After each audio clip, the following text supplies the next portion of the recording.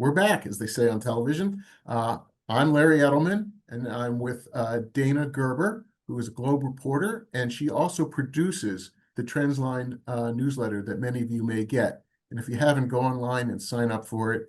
It comes out every Monday and Thursday, and we think it's a great way to keep up on what's going on in business, not only in Boston and Massachusetts, but across the country.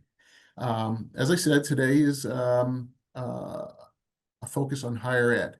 And you may be wondering why a business newsletter is looking at higher ed as its very first webinar. And the answer to that question is pretty easy. The higher ed sector is really important. It's a really big driver of the Boston and the Massachusetts economy. Just a few stats to give you an idea of what we're talking about. Higher ed directly employs about 128,000 people statewide. And the Association of Independent Colleges and Universities in Massachusetts says its nearly 60 members generated more than $71 billion in economic impact in 2023. And that supported 320,000 jobs. R&D spending at the top 8 research schools here in Massachusetts exceeded $4 billion in 2023. That's the latest year that I have data for. And as with cuts to the medical research and healthcare funding that we're seeing, the outcome of the administration's efforts to assert control over higher education will impact the local economy. There's just no way around that. So a pretty big question is, how did we get here? And I want to make it clear that while, we're talking about the last, oh gosh, what is it? Less than a year, several months since Inauguration Day, both Trump's setting his sights on higher ed and also the problems existing in the higher ed sector long predate his second term. So I wanted to play a short clip from a campaign rally from last year on May 1st. Which is when a lot of the pro-Palestine campus encampments, including here in Boston, were in full swing. So let's take a listen. Many of them aren't even students, and many of them come from foreign countries. Thousands and thousands are from foreign countries. I was wondering about that. I'm saying, where did these people come from?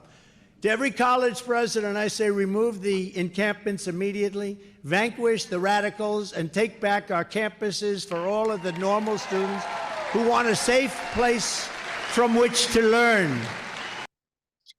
So those talking points, those suggestions are very similar to the justifications we've heard him use since his second term began for his pressure campaign on higher ed, which, as a previous slide explained, spans financial threats, spans threats to allowing international students to enroll, threats to schools' ability to do research. So he's really pulled pretty much every lever since returning to office, and it seems like a big part of that was sparked by the pro-Palestine encampments that happened last year before he returned to office.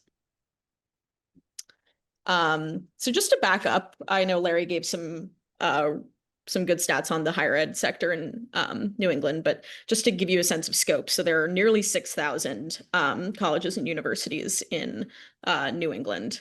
Or in the US, and more than 200 of them are in New England. And they all have one thing in common, and that's that they all depend on the federal government in one way or another. So historically, it's been a pretty mutually beneficial relationship for higher ed and the federal government. Colleges get students and they get financial help, and the government gets to have a highly educated workforce and, be able to be the economic pull from all around the world that involves. So, just looking at some of the stats prior to, Trump's second term, federally funded research and development in higher ed was nearly $60 billion in fiscal year 2023, with $2.8 billion of that going to Massachusetts schools, more than $100 billion in federal student grants and loans in the 2023 to 2024 academic year, with plenty of Mass students benefiting from that. And then also more than 87,000 international students in Massachusetts. So there is a lot that colleges and universities, especially here, depend on the federal government for. These are all of the things that require the federal government to sort of turn its wheels in order for colleges to operate. A great example of that was the GI Bill after World War II, which, the government footed the bill for a lot of returning vets from World War II to get an education to sort of give a boost to the economy post-depression. And vets got to go to school, and the government got to sort of get its economic mojo back. And again, a very symbiotic relationship. Yeah, and that federal dependence on by universities on the federal money is the linchpin here. This is what gives the administration a hook into the higher ed business. Certainly for public institutions, but also for private ones, since they receive so many federal dollars. And what we're looking at here, if we try to boil it down, is an administration that's trying to change the way elite universities admit students, hire faculty, handle free speech debate on campus, and more. It's part of a broader campaign to counter what conservatives have long complained is the left's control of powerful institutions. It's important to see this campaign in the context of what else the Trump administration has done in terms of the media, big law firms, and also big tech like Meta, Google, so forth. What they're trying to do is co-opt the institutions to get them to fall into line and to adhere more to the MAGA agenda. The war against colleges and universities started with threats to cut research grants and contracts. We're talking about a lot of money here. There was $3.3 billion in unspent grant money that was terminated as of July, and that's according to the Center for American Progress. And more than 250 million of that was for Massachusetts schools. And Harvard alone has a huge amount of money at stake here. Right now, a judge has put that on hold, the administration's attempt to halt payment of that money, but it's yet to be decided exactly how much leeway the government has to control that financing. Student aid, student financial aid is also a very important hook that the federal government has into the universities. And this is especially true for grad students. Massachusetts has about 150,000 graduate students, and they used to be able to borrow up to the full cost of their program through what's known as Grad Plus loans. These are going to go away. So it's going to make it more difficult for people to attend graduate school, and especially for the ones that are really expensive, like law or medicine. This is important from a business angle because universities rely on those expensive degrees as a source of revenue, and they're going to feel the consequences. Students will have to rely more on private loans, and that could be a problem because, as we know, the lenders in the private loan business charge higher rates and aren't as generous with payback terms. And schools flirting with financial precarity from the traditional college-age students, the downturn in the number of students coming through the pipeline is going to be aggravated by the rising costs that universities are seeing. That is being generated by inflation. So the graduate school impact is going to be a big one, could leave a hole in the revenue streams for many universities. And then, as we mentioned, another lever that they're really focusing on is international students. So for about a month from May to June, the State Department paused all student visa interviews for international students hoping to study in the US. They restarted them, but with a lot stricter social media scrutiny of applicants, which, can't be helping the backlog that exists from that month pause. And then, according to reports, visa appointments are still being really affected in China and India, which are the top two countries of origin for students coming to the US and in Massachusetts specifically. So appointments there are still very, very difficult to get if gettable at all, which, as Larry said, does leave colleges and universities poised to get a huge hit to their bottom line. Our colleagues just wrote a story about how apartment vacancies in the Boston area have ticked up compared to previous years, which signals that there might already be a drop in international and graduate students, which is really concerning, again, for the local economy and then also for the economy at large. The Association of International Educators estimated that in the 2023 to 2024 academic year, 1.1 international students at U.S. colleges and universities contributed more than $40 billion to the U.S. economy and supported more than 370,000 jobs. So just to give you a sense of scale, the Trump administration's talking point has often been that international students are sort of taking the spots in classes at universities and colleges rightfully owed to domestic students. In May, Trump said, we have people who want to go to Harvard and other schools. They can't get in because we have foreign students there. So it's this sense of sort of displacement. But again, when you look at the numbers on how, these students contribute to the economy, it would be really concerning if those were to dip significantly or go away. So besides pausing interviews, Trump also recently proposed limits to length of stay for students. So going from whatever the length of their program is for F1 visas, going from whatever the length of the program is to no more than 4 years.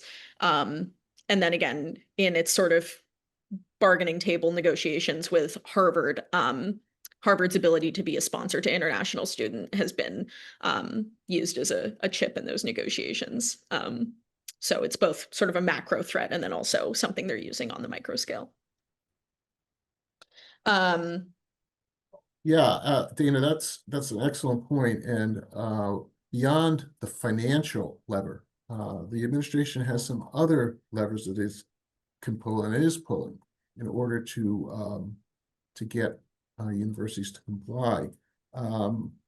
Just as kind of adding insult to injury, the Republican-led Congress approved an increase in the endowment tax that will affect the richest universities. That tax is going from 1.4% of an endowment's value to as much as 8%, depending on the size of the school's endowment.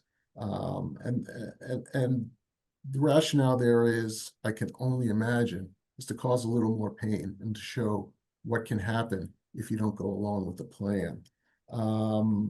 Trump has also explicitly threatened the accreditation of Harvard and Columbia. And this accreditation is very important when it comes to being able to get student loans and other financing. And the administration is using that to pressure them. And just yesterday, the Washington Post reported that it was actually the Wall Street Journal, I'm sorry, reported that the Office for Civil Rights and Health in the Health and Human Services Department has begun a process called debarment against Harvard. And that would basically be a way to say, Harvard, you're not eligible. You're not fit to get any government money. This is kind of their plan B in case Harvard prevails in court. It's already gotten a judge to suspend the administration's attempts to halt funding. And this is a way to go around that court process. But it would take a while as well, and I am sure that Harvard will fight it as well. Pretty soon, the administration is going to send colleges and universities, and this will probably be a blanket letter explaining what they want.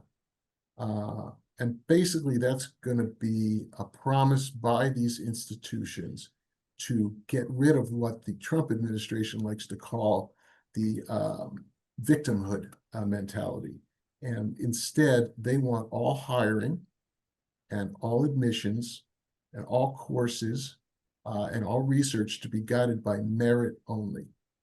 It's a very black and white view of the world where any kind of subtlety gets erased and everything has to be judged strictly on merit. And this is going to be kind of like a loyalty pledge of sorts for the universities that are going to have to decide whether they want to sign that. It's quite astounding what the administration is trying to do. And I would urge anybody who's really interested in the administration's point of view, to listen to a podcast from the New York Times by Ross Douthat, who is one of their conservative voices, but a very reasonable conservative voice. And just the other day, he interviewed a woman named May Mailman, who is the administration's point person on higher ed. She's a Harvard Law School grad. And if you listen to that podcast, you will come away with a very clear idea of where the administration is coming from. And it's worth a listen. Yeah, no, that goes really well into the next point, which is, one big question is, what does the Trump administration say its rationale is? For a lot of students and faculty and staff at these colleges and universities, it can just feel like sort of an attack that comes out of nowhere. But, the Trump administration has sort of kept to its talking points when it comes to, why are we doing this? Why is this a focus? So perhaps the biggest one and the most public one is trying to root out anti-Semitism and protect Jewish students following pro-Palestine campus protests. If you look specifically at, his attacks on Harvard, it goes back to, the university not protecting Jewish students, not being hard enough on the protesters last year. So this is sort of the top line reasoning for a lot of the attacks that we've seen come out of the Trump administration. And as you saw from the clip at the beginning, this has been sort of his party line for some time now, and likely plan to sort of use this as his reasoning for some time.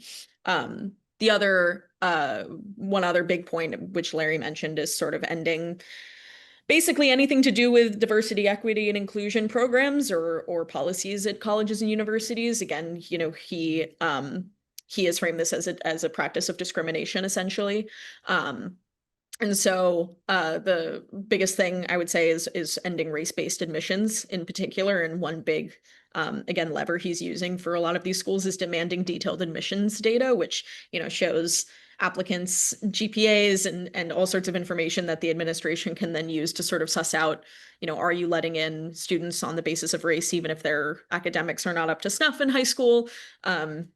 And this is all to comply with a 2023 ruling from the Supreme Court that said essentially that race couldn't be considered in college admissions anymore, which had been the law of the land for some time.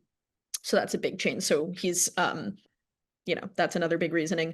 And then another one is just, sort of the Doge party line of reining in spending. The government does spend a lot of money keeping colleges and universities running. It is a big line item. Trump has also sort of doubled down on apprenticeship programs or alternatives to the four-year university. We'll get into this more later, but when Brown University made a deal with Trump, it's not paying its fine directly to the federal government. It's actually paying it to support state workforce development programs. So he's sort of trying to, at the same time that he's attacking higher ed, he's sort of trying to prop up these other alternatives to, the traditional four-year college degree. So these are the biggest reasons, I would say, why the Trump administration says it's doing what it's doing. And then, I wanted to make it clear that, the Trump administration isn't doing this in a vacuum.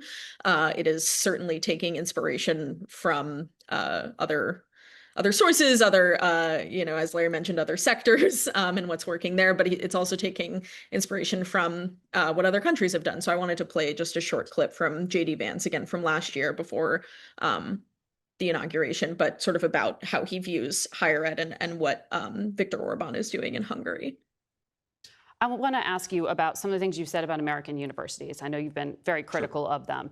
You gave an interview in February. You said the closest conservatives have ever gotten to successfully dealing with the left-wing domination of universities is Viktor Orban's approach in Hungary. I think his way has to be the model for us, not to eliminate universities, but to give the choice between survival or taking a much less biased approach to teaching. He seized control of state universities and put them in foundations that were then run by his allies. Is that what you're advocating be done in the United States? Well, Margaret, what you're seeing in the United States actually is that universities are controlled by left-wing foundations. They're not controlled by the American taxpayer, and yet the American taxpayer is sending hundreds of billions of dollars to these universities every single year. I don't want taxpayers controlling education necessarily. Is that what you're advocating for, federal government? Margaret, what I'm advocating for is for taxpayers to have a say in how their money is spent. Universities are part of a social contract in this country. They educate our children. They produce important intellectual property. They get a lot of money because of it. But if they're not educating our children well and they're layering the next generation down in mountains of student debt, then they're not meeting their end of the bargain. I think it's totally reasonable to say there needs to be a political solution to that problem. So certainly the political solution has been, what we've seen from Trump and Vance. And just to be clear, our colleagues Hillary Burns and Mike Damiano wrote a story about comparing Trump's campaign essentially to Viktor Orban's in Hungary.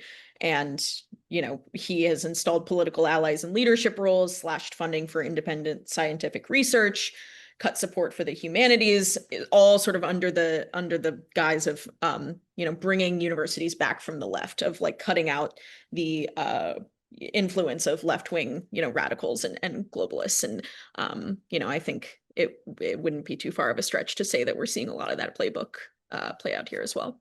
That's absolutely right, Dana. And one of the things I'd like to mention is another inspiration, and this is going back, but this is the Red Scare of the 1950s with Senator McCarthy. You substitute communism with DEI, and you get the same basic playbook.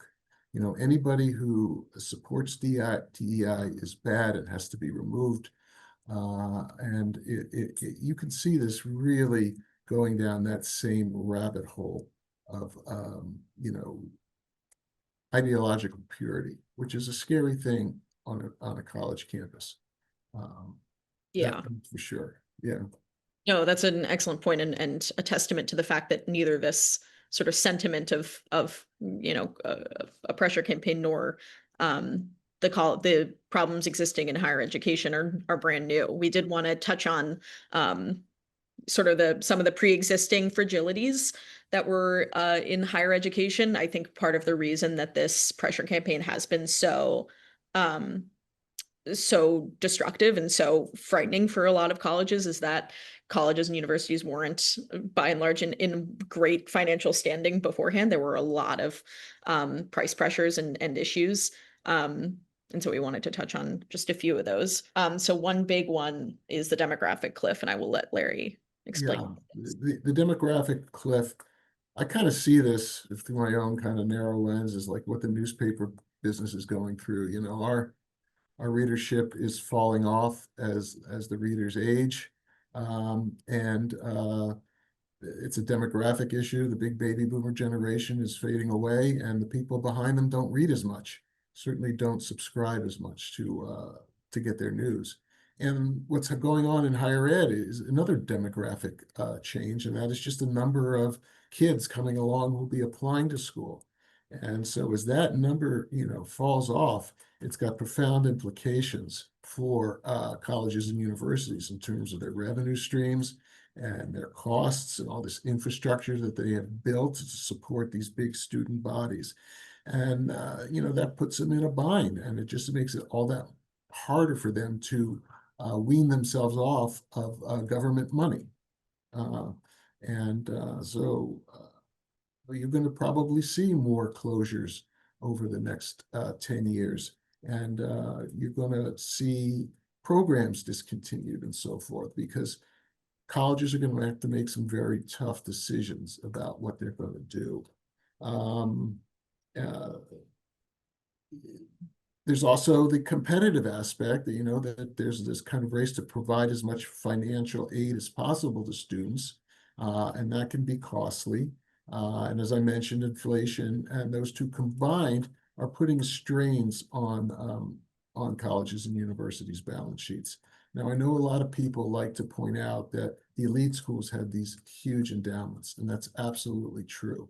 But at the same time, there are restrictions that go with those endowments, and it's not a bank account that the college president can tap to use however he or she sees fit. Some are purely focused on programs or financial aid, and it's not as easy as some people would want us to believe for them to use that money. Which raises an interesting question of whether if the endowment should be, or whether the university should be thinking less about the endowment at this point and more about raising money outside of their endowments. But we can talk about that in a little bit. Yeah, it is interesting that this pressure campaign is intersecting kind of one-to-one with the trend of a lot of colleges and universities, waiving tuition essentially if you earn below a certain amount. So it's a little bit of a race to the bottom in that way. And then to get the pressure from the Trump campaign is just, it's really, for a lot of colleges, like Larry mentioned, it will be sort of a death knell. So we wanted to now talk about what does this mean for colleges and their students and faculty and staff? Before I say anything else, we don't know. Even college administrators, college presidents are really still sort of in wait and see mode, especially because a lot of the numbers that would be relevant to see sort of how things are going just simply aren't out yet. Admissions data or enrollment data is one big thing that hasn't come out yet, and that will be a huge bellwether for the sort of the financial health of colleges and universities in the immediate aftermath of this pressure campaign. But short answer from what we've heard from our colleagues and from administrators and from pretty much everyone in the higher ed world is that we are in an era of austerity. Colleges are hunkering down even more than they already have. A lot of them have, cut programs, slashed jobs, frozen hiring, cut their budgets. And this is schools both in Massachusetts and Greater Boston, and then as well as around the country. One other big thing is that schools are sort of complying either quietly or publicly with Trump's anti-DEI agenda. So, we've seen this in sort of the outward closure of DEI offices, but then also sort of more quietly, like the Trump the Harvard University, even though it is sort of publicly and has publicly rejected the Trump administration's demands, has sort of rejiggered some programs and DEI policies in a way to sort of capitulate to Trump and perhaps get a little bit more leverage as they continue to negotiate a broader deal. So there's, it's both trying to preempt further targeting, or, maybe ease the death grip a little bit, but then also just gird yourself for the future, because these colleges want to stay open, but it's not financially feasible to do, business as usual anymore for both the political reasons, but then also just the economic reasons. And then I know we all want to talk about the deals that have been made. I'll let Larry take this bit. Yeah, so what's really happening here, and it's not just with higher education, we've seen it across the economy and across the political spectrum, is that Donald Trump is very good at exercising the power of the presidency. And he has pushed that power farther than other administrations have been willing to go, even his first administration. And that has forced some universities to make the decision that it would be better to settle now than to get into a protracted fight with the administration, given its ability to cut off the flow of funds and to even do accreditation, student visas, restrictions. So this is kind of, a thing that I'm sure every president and their top advisors are trying to think through now is how far should they go into accommodating the administration and how much should they put up? Harvard has drawn the line, and it drew a lot of praise for doing that because it is the most prestigious university in the United States. It's got the most money. And, other institutions saw that as something to get behind and support as a way to stave off the administration. But it's not even clear how much, clout Harvard's going to have when, it's really up to the judge And then there'll be some workarounds that the administration is doing, like this debarment process. So we're going to have to see. But in the next slide, you can see that, Columbia University took a lot of heat because, things did get out of control on its campuses, on its campus when there were protests.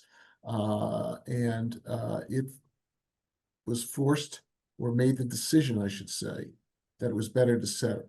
And so it came up with $200 million for the university. And Brown also settled and is going to pay $50 million for state workforce programs over the next 10 years. And as I mentioned, Harvard is in negotiations with the administration, and the figure out there has been put at $500 million. There's 2 points I'd like to make here. One is that these settlements came before there was even any formal allegation of wrongdoing. The administration would just say, "Hey, you're breaking the rules. You're violating, the merit ruling from the Supreme Court, and you're just too deep into DEI." But there was never really any official adjudication of these things. So, Harvard is really one of the few. I believe UCLA is also suing to try to put this through the court process, to actually have our judicial system look at the allegations that the Trump administration is making. The second point is, why force universities to pay more money? And on that podcast that I referred to, Interesting Times with Ross Douthat, May Mailman explained that the money was really a public relations tool, because it got the word out there, headlines that these schools were coughing up real dollars, millions and millions of dollars, which would be something that the administration could show to its base, that it was achieving something, that it was getting these elite universities in line. It was also a warning to other universities that if they don't settle, maybe they're going to have to pay even more. So that has been the back and forth on the deal making, this calculation of whether you should hold out, take it through the courts and see what happens, or whether you should just cough it up now and move on. And just to piggyback off of that, I've heard a lot of questions about, why Harvard? Why is Harvard sort of the thorn in the president's side? And, we don't have inside knowledge of that. But I mean, I think that one big reason is because they did publicly say, no, we're not going to concede to these demands. Alan Garber wrote a pretty scathing response to those demands back in April. And, Harvard is a place of superlatives. It is the oldest university, it is the richest university. Its endowment is far and away the highest in the country. And, like Larry said, if you want a public relations tool, if you want a way to hold up, the trophy of, the thing the beast you just slayed, you go for the biggest and brightest. And that is what Harvard is. And then just one other thing I wanted to point out is that there has been some notable differences in the deals that have taken place so far. So if you'll see, with Columbia, an independent monitor is going to oversee compliance with the deal. And I believe Columbia is going to provide their sort of more detailed admissions data directly to the independent monitor. Brown avoided this. And that's sort of seen as a pretty important piece of the puzzle. Will there sort of be an enforcer ingratiated into this deal? So it remains to be seen whether Harvard will avoid that as well, or whether they will have sort of someone making sure that, they're crossing their T's and dotting their I's. And then, as Larry did mention, this isn't a new playbook. If you've been reading the news, you'll see that he's using these strategies with a lot of different industries, with law firms. One big example is the Paul Weiss deal, where Trump threatened to revoke access to federal buildings for Paul Weiss attorneys, which would make it extremely hard for them to take on any case involving the federal government. And they capitulated, and they, made a deal with Trump. With media companies, we're all aware of the Jimmy Kimmel debacle that just happened, taking them off the air and sort of demanding, changes to the way the show is run. And or that wasn't, I should make it clear, ABC, I believe, made that decision, but Brendan Carr, the chairman of the FCC, sort of forced their hand in a way. The other example with media is the Skydance Paramount merger, where the Paramount wanted to merge with Skydance, another media company, but there was sort of this pending lawsuit related to 60 Minutes. Trump sued ABC regarding how a interview was edited from the campaign trail of Kamala Harris. And they settled the lawsuit and the deal went through. They maintained that there was no connection between the two, but you sort of see that same rhythm. And then with the Federal Reserve, this is the one that's it's sort of the Harvard of the world, where they're sort of holding out. Trump really wants them to cut interest rates, which would make it easier to borrow money to buy a house, a car. But the Federal Reserve, led by Chairman Jerome Powell, is dead set on, making sure that tariffs don't spike inflation and that the job market, they have a good sense of where that's at. So they're not quite ready to cut rates as aggressively as Trump wants. So he's trying to oust Lisa Cook, who is one of the governors. And, that hasn't worked yet. It's sort of winding its way through the courts. But it is sort of forcing the issue in a way that we haven't seen in a previous American presidency. So we just wanted to emphasize that, while the impact to higher education is unique in that there are so many institutions and it's going to affect them in so many different ways. It's not a new playbook. His MO is to attack the underlying infrastructure of an institution until they are essentially forced to capitulate. Whatever you think about the Harvard and Brown deals, for whatever reason, they thought they really couldn't continue to operate without the support of the federal government and without the federal government sort of getting off its back in this way. So definitely a common thread in the second Trump presidency. Yeah, Dana, you're really hitting at the heart of the matter, and that is the kind of the destabilization of institutions that can provide a counterbalance to a very strong president. And this is not being done haphazardly by the administration. They know where the power that they don't control lies, and they're trying to grab it. The Fed is a very good example on the economic front. Trying to reduce the independence of the central bank will have enormous implications for our economy. The irony of the conservative movement complaining about trying to shut down free speech of newspapers and television, after they complained for years and years about the lack of free speech on campuses, is just, the political hypocrisy of it is just atrocious, I think. As a columnist, I can say that. Dana is a reporter. She's got to keep her views right down the middle of the road. I'll say it straight out. This is bad. This is bad for America. That's not to say, let me make it clear. It's not to say that there weren't problems on college campuses by any stretch of the imagination. But, the overreaction by this administration is a swing of the pendulum that, is dangerous. And it's not clear when or if it will swing back. So that's what we got to keep an eye out for. So where do we go from here? Where does this leave us?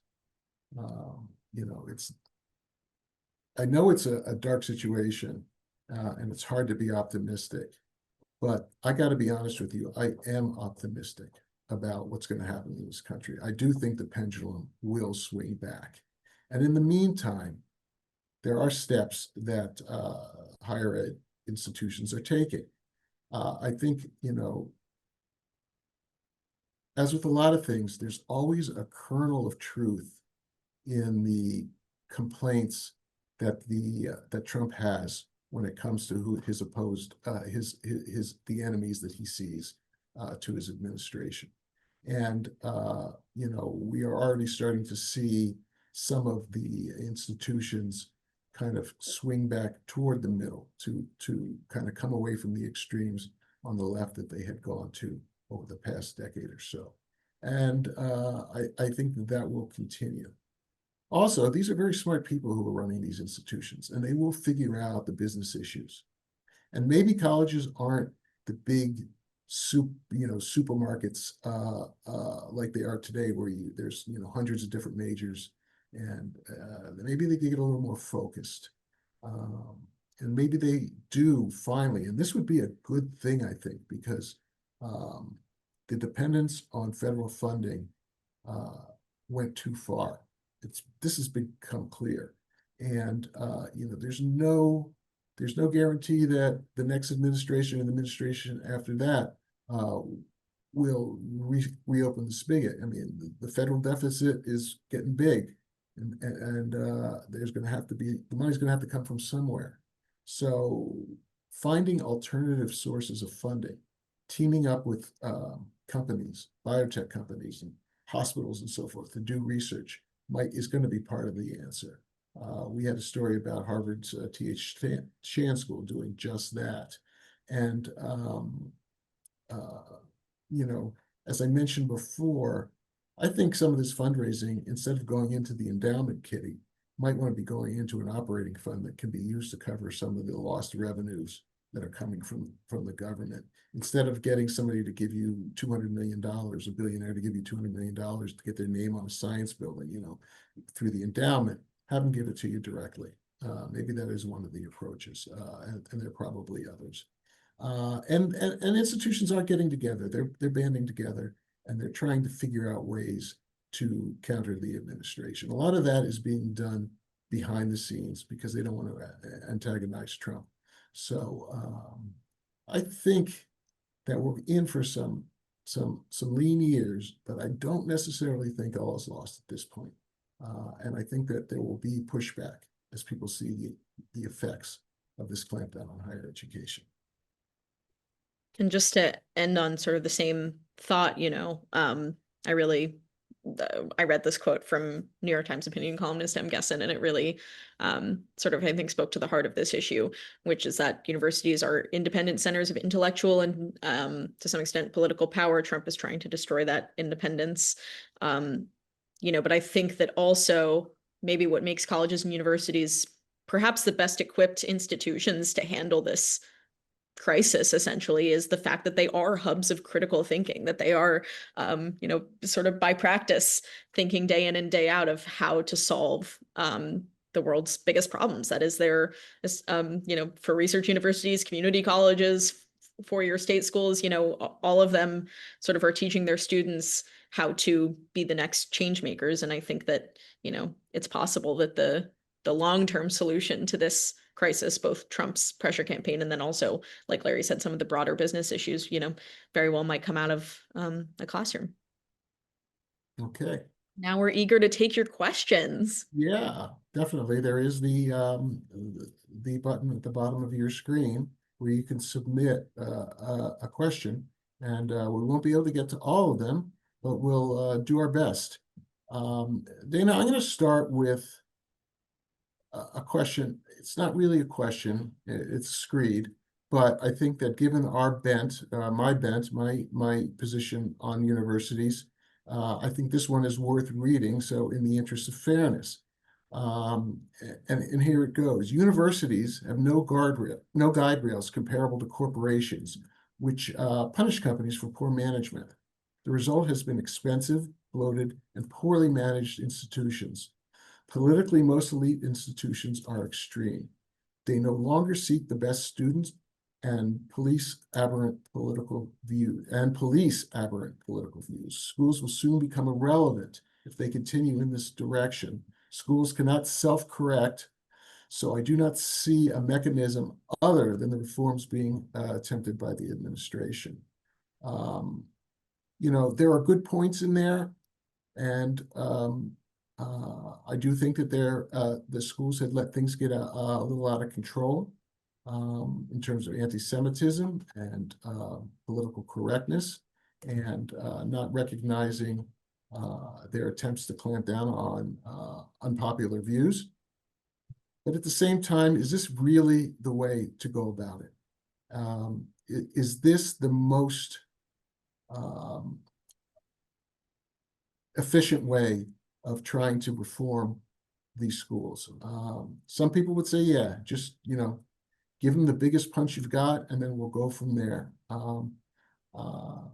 My issue with the Trump administration on many things like tariffs and immigration is that they take a fundamentally good idea and then push it to an extreme with no regard to really the impact on average people.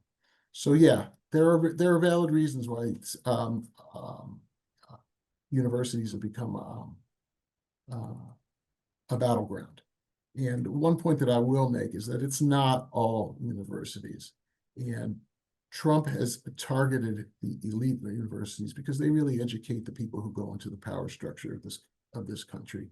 And I think they would like to see more Dartmouths than Harvards in the world. Dartmouth being having a reputation of turning out some very high-profile conservative leaders.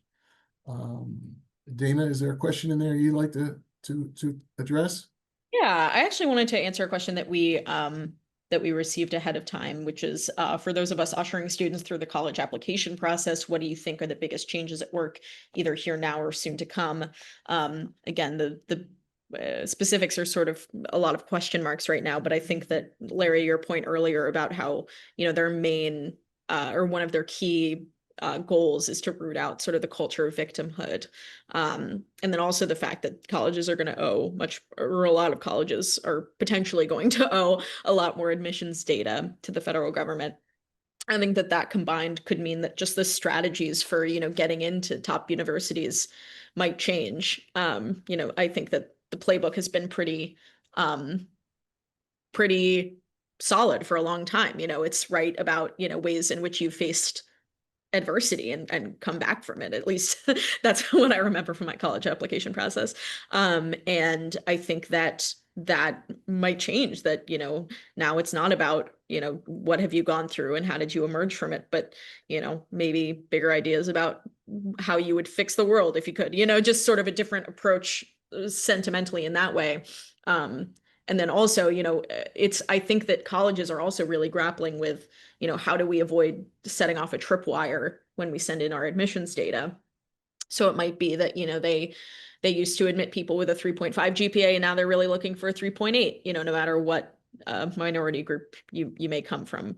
And that it is a big change. It just really, it rewires what people think of as sort of safety schools, or schools that they, apply to because they know they can get in. And I don't mean that in a derogatory way, just a school that isn't a reach and that you could see yourself, being admitted to. So I think that for the college application process, it's just the yardstick is definitely moving. And I guess the tough thing is that nobody really knows where it's moving. So we'll have to wait and see. Yeah, it's really hard to get into college these days anyway. It's hard to see, where to draw the line between where efforts to have a broad student body, where everybody doesn't look alike, think alike, and what merit is. And, these are going to be questions that the college administrators are going to have to work out. They're going to have to find their path forward on how to deal with it. But the worst thing that could happen is that they give up all attempts to try to have a diverse college campus, both in the students that are attending and the teachers that are there and the administrators. Could they use more conservative voices on faculties? In many places, yes. And I think you're going to see that happen. But when it comes to the students, merit is not an objective criteria. I mean, people define merit differently, so we'll have to see how that shakes out. And I did just add, it's also possible that, colleges could admit students that they hadn't before because they're struggling to fill classes, if they're really, especially, with graduate students who, decide not to pursue a more advanced degree because they simply can't afford it and don't want to wade into the private loan market. It's possible that they would admit students who, previously might not have had been up to academic snuff, but can pay. So they are the ones who apply. And so you can definitely see that potentially dividing or deepening the divide between the haves and the have-nots, which is already a pretty significant factor in higher ed. One of the key issues I think that the universities, Dan, are going to have to confront is their value proposition. What are they giving their students for, $100,000 a year or whatever their tuition is? And I think there's going to be, you see it already, more focus from applicants on what they're going to get out of college, as opposed to just having the stamp of an Ivy League school on their resume. Yeah. Here's a question that I'd like to address, and it is, can you please comment on the effect of these challenges, including financial aid, H-1B visas, and the reduction of research funding on graduate students and the flow of future research talent and the resulting impact on New England? That's a very good question. It is going to definitely have an impact. Already, schools are saying they're seeing people go elsewhere because they're worried. Applicants are worried, on the graduate school level, that they won't be able to be supported, that their research won't be funded, that there won't be a job for them. H-1B visas is really not university related. However, a lot of people do come to this country to get an education and also hope to get an H-1B visa if they can, to stay and work. And we all know how many foreign students have risen through the ranks of corporate America after going through an American education, and it's going to have an impact on the economy. This is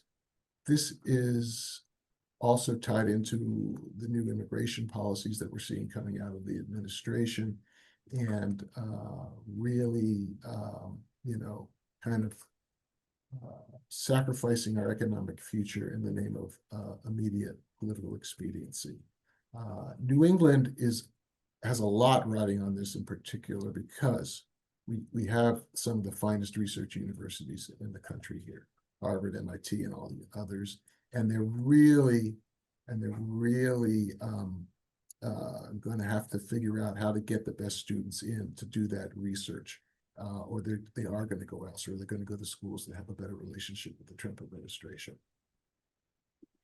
Sorry, I just wanted to get rid of the slide there, but no, I mean, that's a really great point. And also, something we've thought about a lot and considered a lot is that a lot of, you hear a lot in headlines, MIT spin out, these colleges have an impact on the local economy way beyond, the campuses themselves. They sort of generate a lot of startups, a lot of, interest in like venture capital. It's a lot of things beyond the classroom that, we're going to lose out on if the money and talent doesn't originate there. Mm-hmm. Mm-hmm. So again, one question we got ahead of time that I was thinking about is, what does the Trump administration really want of elite universities? Just capitulation and leverage. And I think this goes back to, again, it is a culture shift. It is, they are using these tools to exact change at sort of the cellular level of universities and colleges. They want to yank them back from the left, or yank them back from where they see as the far left. And a great way to do that is to stoke fear about, the flow of money, because that's what colleges and universities depend on, research funding. They depend on grants. They depend on students getting their federal student loans and grants. They depend on the flow of federal money being stable and being predictable and being there. And if you want to, threaten an institution and say, you better change, you don't just ask, pretty please. You say, do this, or, we're cutting you off. So I think that, it's been pretty well established in the text of executive orders that these are meant to, eliminate discrimination, race-based discrimination specifically, DEI in general, and to, take the universities, vanquish the radicals, as Trump said in that clip that we watched not too long ago. So I think that, it is for leverage, but leverage to an end, and that end is remaking the American university in the MAGA image. Yeah, it's an ideological project. Yeah. And let's go back to my reference earlier to the Red Scare, to McCarthyism. That was really, in the end, an attempt by the conservative in the country to derail the New Deal in the post-war era. Washington had become a very liberal city. It had become, there were a fair number of socialists and communists in the US government at the time. And, that campaign against communism and infiltration of communists just translated to the president and call it DEI, call it, discrimination on racial grounds. And it is definitely, Dana, a way to yank this country back toward what the MAGA world sees as a better way. I don't disagree that this country could use a little more agreement in the center, but the methods that are being used, I think, are just not defensible in the end. Yeah. No, I mean, it's also, just to the point that it is also more broadly a question of value. Like JD Vance said, if schools are saddling students with thousands of dollars, sometimes tens of thousands of dollars of student loans, and really not giving them the return on investment that was promised to them, that's not good for anybody.